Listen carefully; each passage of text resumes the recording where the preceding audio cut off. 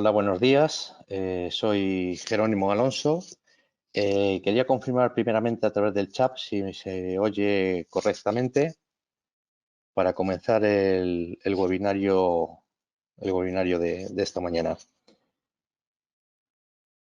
Todo correcto, vale. Me indican que todo correcto, con lo cual vamos a comenzar. Hoy es el primer día de lo que denominamos en ITEC los martes tecnológicos, que llevará pues una serie de charlas, ponencias, inquietudes, de una manera, digamos, informal, hasta el 21 de junio. En cada uno de estos martes tecnológicos, estas píldoras, pues abordarán distintas temáticas.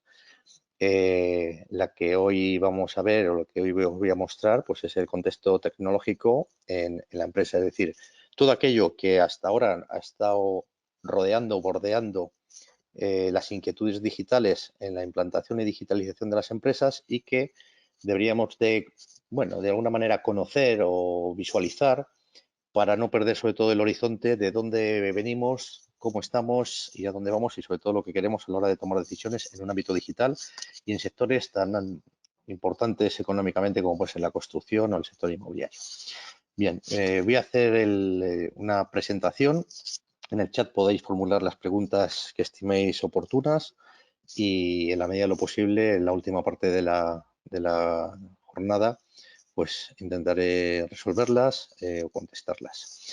Haré primero una introducción a lo que es la parte del ITEC y por qué el ITEC está en todo este conglomerado tecnológico y después abordaremos pues exactamente el contexto tecnológico para ir martes a martes ahondando y concretando pues en tecnologías y utilities específicos o herramientas que tiene el ITEC a disposición de colegiados o tecnologías en las cuales de alguna manera participa el ITEC de una forma bastante activa. La presentación de hoy, pues como comentamos, sería esto, que las empresas se ven afectadas por los cambios disruptivos en entornos cambiantes y sobre todo hay una parte clave que es la adaptación de las personas. Toda la parte instrumental, metodologías, se nos pone a nuestro alcance y es evidente que estos directivos de empresa, con estos nuevos roles que aparecen, pues necesitan tomar decisiones y afrontar el verdadero cambio digital que se le presenta. Yo soy Jerónimo Alonso, soy representante de ITEC en Castilla y León en la parte centro. De formación, como veis ahí en la presentación, pues arquitecto, ingeniero de edificación. Bueno, me dedico a hacer beta tester de software y soy miembro de REX y BIM Manager acreditado. Desde hace tiempo el ITEC pues viene participando o viene desarrollando actividades en el ámbito de la construcción y sobre todo en la nueva construcción. De hecho, como podéis ver, ya el propio lema lo dice, construyendo futuro, ya desde 1978, que es cuando el ITEC se afianza como instituto tecnológico. Vamos a ver el porqué de este cambio disruptivo, qué visión podemos darle desde un instituto tecnológico o más allá de la gente que participamos en un instituto tecnológico y cómo esto puede afectar evidentemente a la toma de decisiones desde el punto de vista empresarial. Bien, ITEC, como con muchos de los asistentes, pues es un instituto tecnológico de la construcción, está en Barcelona, es una fundación privada sin ánimo de lucro y con representación dentro de los distintos sectores de la construcción, obras públicas y en ámbitos privados. Es neutral, independiente, transversal y multidisciplinar y lo que hace dentro de sus instalaciones pues es la generación y transferencia de conocimiento y de contenido pues para los distintos actores y agentes. Realmente es un punto de encuentro con capacidad de interlocución con la administración pública y con iniciativas privadas y proyectos tecnológicos fundamentalmente. Tiene una ubicación, pues como veis, internacional, no solo nacional, con implantación en varios países, no solo de Europa, sino también en parte de Latinoamérica y Asia, y participa pues en distintas comisiones. Ahora con la metodología BIM, este asunto, pues es gran partícipe de la comisión de Construimos el Futuro sobre las tecnologías a debatir en el sector de la construcción y sobre todo generando un alineamiento de los distintos actores. Ya en Cataluña pues se publicó el libro blanco sobre la definición de la estrategia de la implantación BIM, o sea que aquí en Castilla y León todavía adolecemos de ello. Yo creo que en Cataluña está muchísimo más desarrollado. Madrid, aunque parezca que está más desarrollado, no lo está, pero verdaderamente el empujón ha sido a través de de IT, de las herramientas, de la preocupación. No solo eso, sino no es que participe solo en comisiones, sino que dentro del propio Instituto Tecnológico ha desarrollado pues estándares para la creación de objetos BIM, objetos tridimensionales. La charla no va a ser de BIM, va a ser tecnológica, pero bueno, estoy contextualizando un poco el instituto dentro de este paradigma tecnológico, ¿vale? Y también pues tiene entre sus fondos pues bases de datos, metabases, no solo de precios, sino con criterios paramétricos de sostenibilidad, elementos generados con el estándar, como digo, ECOP, que tenéis la página web que podéis bajarles un estándar abierto para la creación de objetos. Y objetos que en un futuro pues tendrán unos parámetros, digámoslo, no inteligentes, pero que permitirán hacer determinadas acciones con ellos, no por otra cosa. Un edificio digital no es más que un conjunto de objetos con una serie de parámetros que interaccionan entre ellos para formar lo que podemos llamar un proyecto, una maqueta digital, un gemelo digital, unas BIL. Bueno, hay distintas definiciones, cada una es distinta, evidentemente, y lo abordaremos a lo largo de estos martes. Y entonces, su desembarco no solo en la parte tecnológica del Building Information Model o Modeling, sino también con otras herramientas como pueden ser otras metodologías, el Lean, el APD, en el que se desarrollan actividades formativas y acciones tendentes a la divulgación en estas nuevas metodologías. Bien, como decía, el ITEC es bastante proactivo en herramientas y es gran partícipe del ecosistema que tenemos de herramientas. No es lo único que hace, evidentemente, pero hay una herramienta potentísima a manos de los técnicos, que son las bases de datos estructuradas. Yo creo que en España hay 3 o 4 bases de datos potentes, pero yo creo que la más potente ahora mismo, aplicando los criterios de sostenibilidad, es la base de datos BDEC, ¿vale? Que liga todo lo que son precios, pliegos, normativa, datos ambientales, base de datos de mantenimiento, incluso los propios objetos BIM generados con los criterios de estandarización.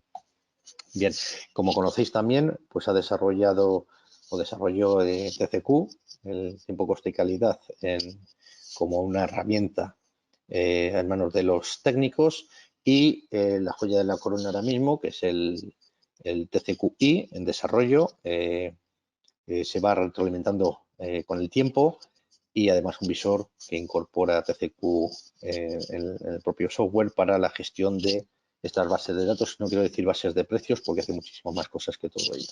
Bien, eso es un poco el contexto en el que nos vamos a mover. Entrando ya al contexto tecnológico disruptivo, voy a lanzar una serie de mensajes claros. Digamos que ahora mismo no hay respuestas. Lo que hay es unas grandes preguntas acerca de si estamos envueltos o no en lo que se llama, y como veis, 2 libros, la cuarta revolución industrial. Hay una buena noticia y una mala noticia. La buena noticia es que sí es cierto que está habiendo una revolución industrial, sobre todo muy ligado a la sostenibilidad, a los medios de comunicación, a la energía, al transporte. La buena noticia es que sois partícipes de este cambio. ¿Qué ocurre? Que cuando hay cambios, pues se producen estos saltos que llamamos disrupción, ¿vale? Que en determinados momentos pues se puede convertir pues en lo que en el otro slide veis ahí, que es el cisne negro, es esos grandes saltos, acontecimientos no esperados que hacen que la realidad cambie por completo. Un cisne negro puede ser la pandemia, que ha provocado pues que la parte tecnológica dé un salto importante y se hayan avanzado como unos 6 años en los desarrollos tecnológicos. Bien, es recomendable la lectura de ambos y bastante didáctica del contexto en el que se estamos moviendo. Bien, asimismo, aunque no tiene que ver con las partes tecnológicas, sí hay un mensaje en esto que os acabo de poner. Ahí tenemos el origen de las especies de Charles Darwin, ¿vale? En el que dice que solo sobrevive el más fuerte, que las especies se adaptan al medio. Sin embargo, cuando se hicieron los programas Apolo de la NASA, sí que se encargó este autor, a James Lovelock, que tiene 98 años o una cosa así, ha sacado un libro recientemente, que la teoría Gaia. Es decir, lo que sí estamos no es que las especies se adaptan, sino que estamos en un proceso de equilibrio. Ese proceso de equilibrio, donde hemos superado ya el punto de no retorno, es en el que nos tenemos que envolver. Por eso todos los criterios de sostenibilidad, de descarbonización, etc, etc. Es decir, la Tierra se está readaptando al desequilibrio que hemos generado con las emisiones atmosféricas fundamentalmente. Bien, el mensaje está claro. El mensaje es que el salto digital ha pasado a ser de una cuestión de competitividad, pues es el primer libro, a una cuestión de supervivencia. Ambos libros, sobre todo la teoría Gaia, es altamente recomendable porque hace un análisis de las fuentes de energía. No soy yo quien va a abogar aquí por determinadas fuentes de energía, pero lo que es cierto es que toda aquella fuente de energía que emita o no emita a la atmósfera gases de efecto invernadero, bienvenida sea, y entre ellas la nuclear. Es decir, bien, es recomendable su lectura, pero el primer mensaje es que estamos en un entorno en el que la digitalización ya no es una opción. Es o te montas en el carro o estás fuera exactamente del mercado. Bien, ¿de dónde viene todo esto? Pues vamos a retroceder unos años y vamos a irnos a cuáles han sido los elementos que han podido favorecer o han aflorado esta disrupción tecnológica. Y nos vamos a ir precisamente, prácticamente, a unos desarrollos en la computación.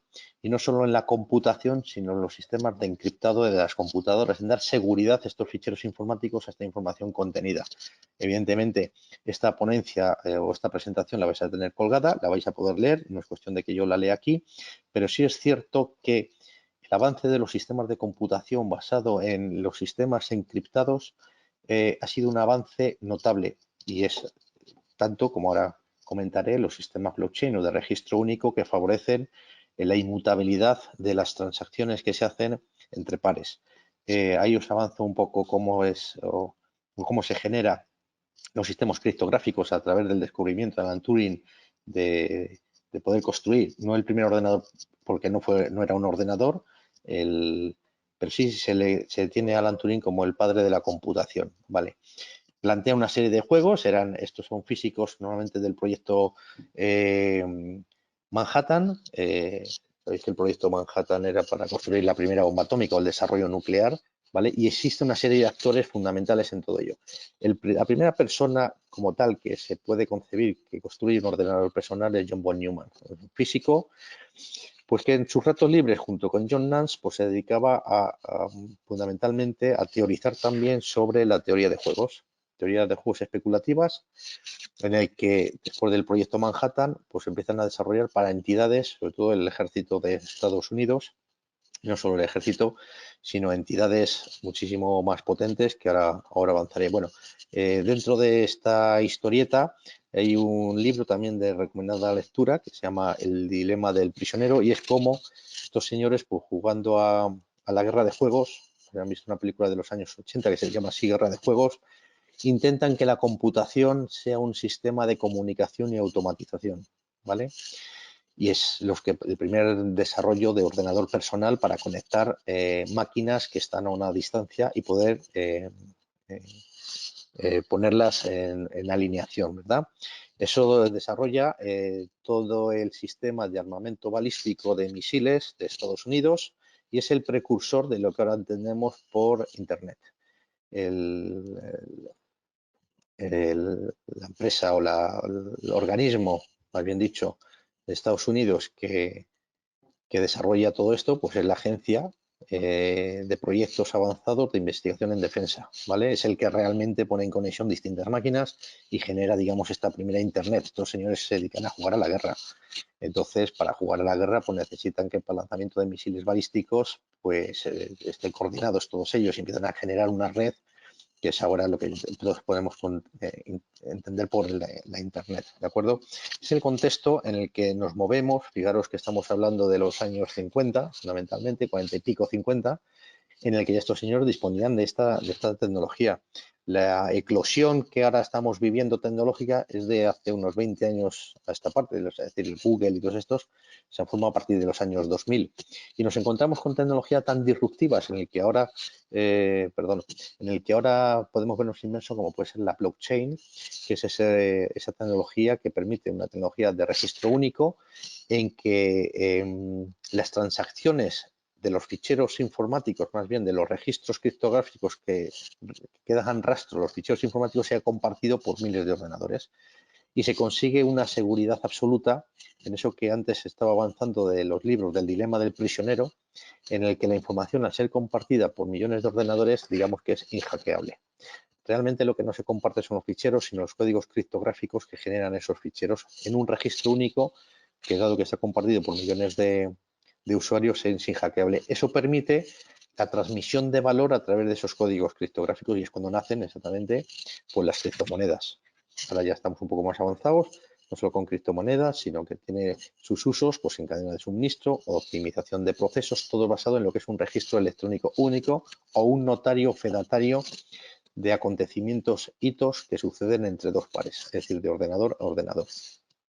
Este contexto no solo se circunscribe a lo que es la transmisión de la información, sino al verdadero motor que ahora rige el mundo, que ya no es el petróleo, sino los datos. Compañías como podéis ver aquí, como Facebook, Google, Amazon o Microsoft, tienen tal cantidad de datos que los sistemas predictivos que utilizan ellos son capaces de saber tus gustos incluso antes de que a ti se te ocurran.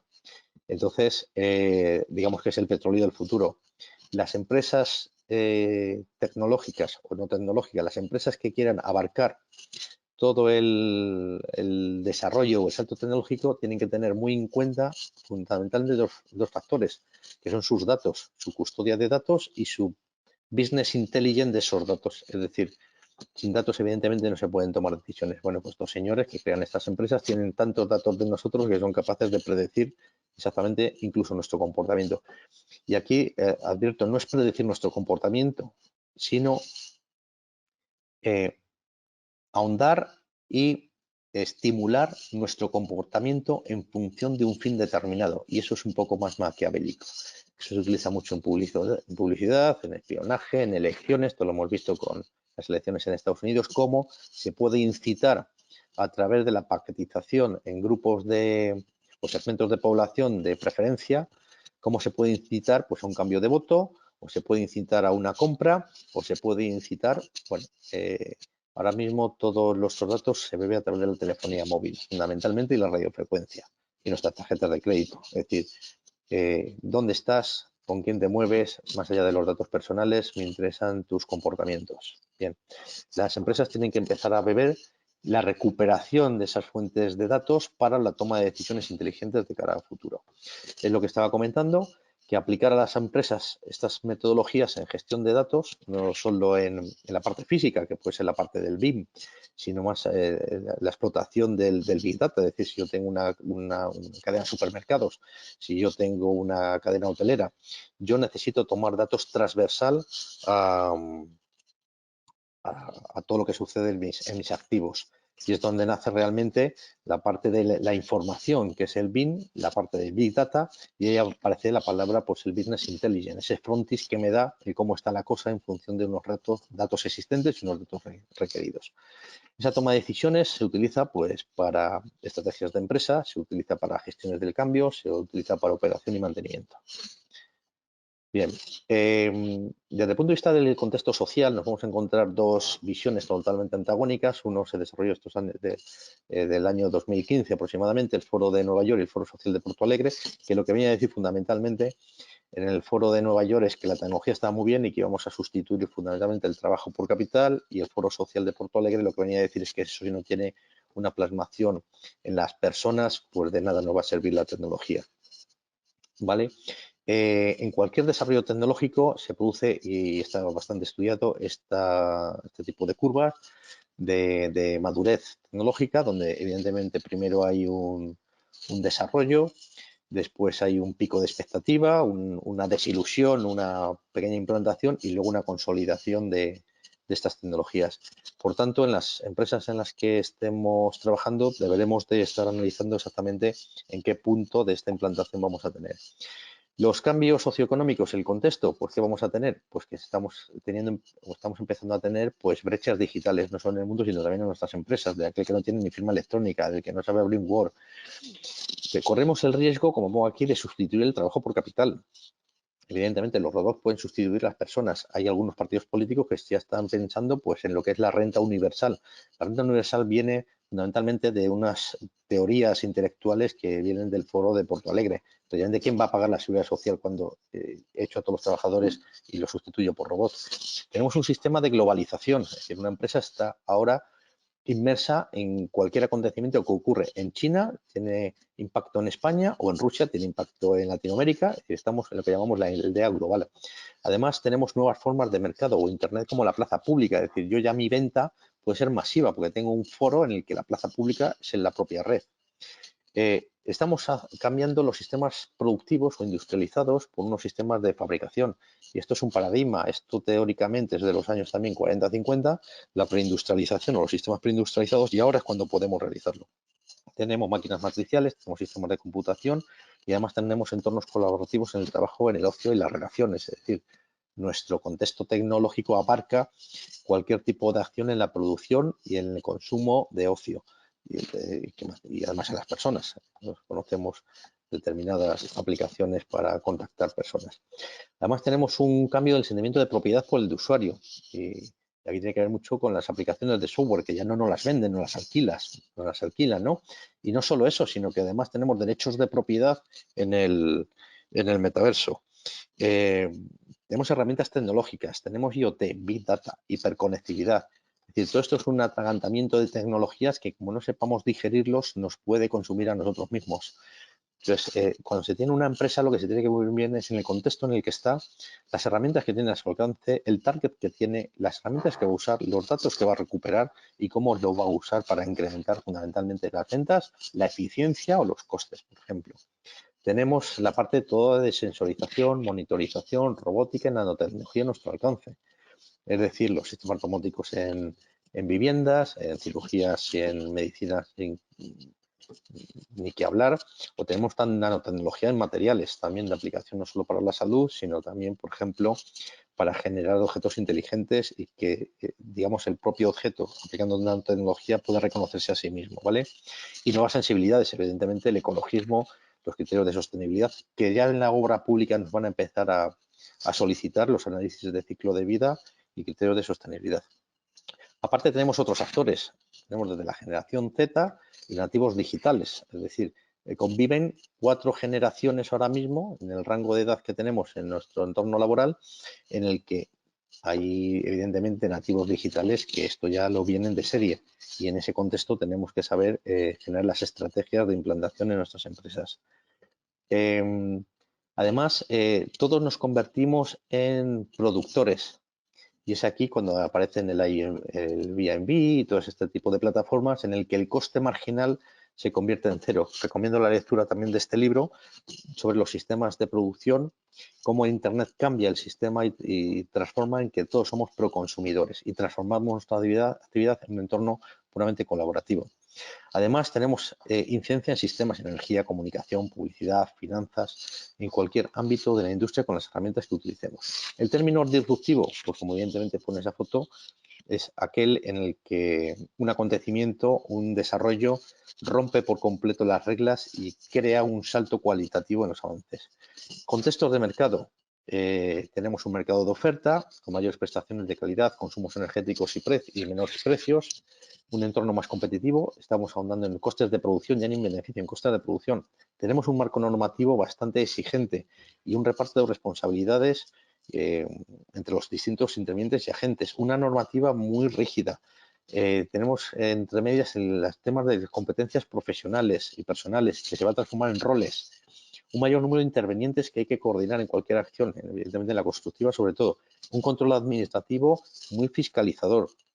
Y luego los colegios profesionales, universidades y otro tipo de entidades, pues con los planes de estudios ya prácticamente desfasados porque año tras año los avances tecnológicos generan este tipo de tecnologías. Bueno, yo en este ratito os he dado una visión, os he recomendado 4 libros y simplemente es así, una pildorita. La semana que viene abordaremos otra temática así rapidita y estoy abierto ahora mismo pues a cualquier pregunta que podáis hacer en el chat o en el campo de preguntas.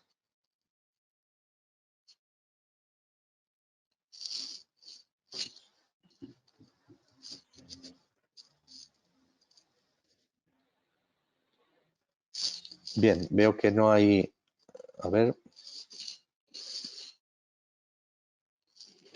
no hay ninguna pregunta, con lo cual esta píldora de los martes con los cuales iniciamos esta serie de webinarios, pues le voy a dar por concluida. Muchísimas gracias y espero veros el próximo martes. Un saludo.